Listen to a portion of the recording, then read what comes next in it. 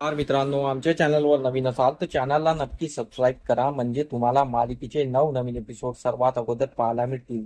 तर तुला शिकवीन चांगलाच धडा या मालिकेमध्ये काय घडणार आहे ते आपण बघणार आहोत.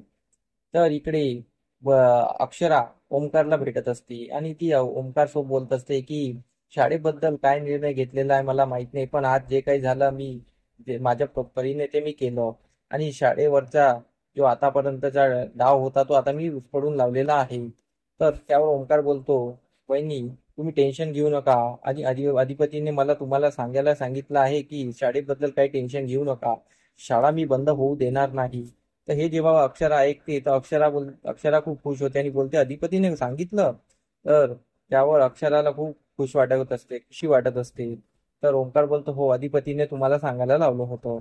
मग अक्षरा आणि ओंकारचं बोलणं होतं. आणि त्यानंतर अक्षरा बोलते की मला अधिपतीशी खूप काही इम्पॉर्टंट बोलायचं आहे, त्यांना तुम्ही निरोप द्यान की मला लवकरात लवकर भेटा. तो ओंकार बोलतो ठीक आहे. इकडे ही दुर्गी शाळेतून घरी आलेली असते आणि ती कांगावा करत असते आणि तिथे अधिपती पण असतो. तर दुर्गी वरचढ करून सांगत असते की मास्तरीबाईने असं केलं तसं केलं, पण तसं काही घडलेलं नसतं. इकडे अधिपती बोलतो की आई साहेब, मी तुम्हाला कितीदा सांगितलं की शाळेचा विषय बाजूला टाका आणि तुमच्या लग्नाच्या अगोदर बघा, कारण की लग्नासाठी मास्तरीबाई घरला येणं गरजेचं आहे. आणि आमच्या बापाने किती किती दिवसानंतर स्वतःहून लग्नाची इच्छा व्यक्त केलेली आहे. आणि त्याचं डोकं पलटायच्या अगोदर तुम्ही हे लग्न करून घ्या, तुमची इच्छा पदरात पाडून घ्या. आणि तुम्ही हे काय शाळेचा विषय घेऊन बसलात, तर तुम्ही शाळेचा विषय घेऊन बसलात तर मग मास्तरीबाई घरी येणार नाही आणि तुमचं लग्न होणार नाही. माझ्या मते तुम्ही एक विचार करावा आणि तुम्ही फक्त आता आपल्या लग्नाकडे लक्ष द्यावे, शाळेचा विषय सोडून द्या. आणि तुम्हाला मी अगोदरच म्हटलं होतं तुम्ही शाळेचं टेन्शन घेऊ नका, शाळेबद्दल जे काही आहे निर्णय ते मी बघतो आणि शाळेच्या खर्चाबद्दल बी मी बघतो, कुठे ऍडजस्ट करायचे ते मी बघतो, तुम्ही टेन्शन कशाला घेता. असं अधिपती अक्षराकडून बोलत असतो. तर भुवनेश्वरी त्याच्याकडे बघतच राहते. भुवनेश्वरीला विचार पडलेला असतो की खरंच अधिपती बरोबर बोलत आहे. पण मग अधिपती तिथून निघून जातो. मग ही दुर्गेश्वरी बोलते की अधिपती पण मास्तरीबाईची भाषा बोलतो आहे. मास्तरीबाईने त्याला वरचढ केलेला आहे. आणि मास्तरीबाईंनीच अगोदर अधिपतीला सांगितलं असेल की भुवनेश्वरी मॅडम हे शाळा बंद करती आहे, म्हणून अधिपती तुझ्याशी असा बोललेला आहे. मास्तरीबाई घुसखोरीपणा करत आहे आणि अधिपतीला आपल्यापासून तोडायचा प्रयत्न करत आहे. तर भुवनेश्वरी विचार करत असते. भुवनेश्वरी त्यावर काही बोलत नाही. तर आजी बोलते की दुर्गी चूप बस, तू काही वरचढ करून सांगू नको. पण ही दुर्गेश्वरी काही चूप बसत नाही, तिचं तोंड चालूच असते. मग भुवनेश्वरी एकदाची तिला गप्प बस बोलते. ती बोलते की तुला मी आजपर्यंत जेवढे काम दिले तू काही केलेले नाही, तुला मास्तरीबाईला आणायला पाठवलं होतं पण तू तिलाही आणू शकली नाही.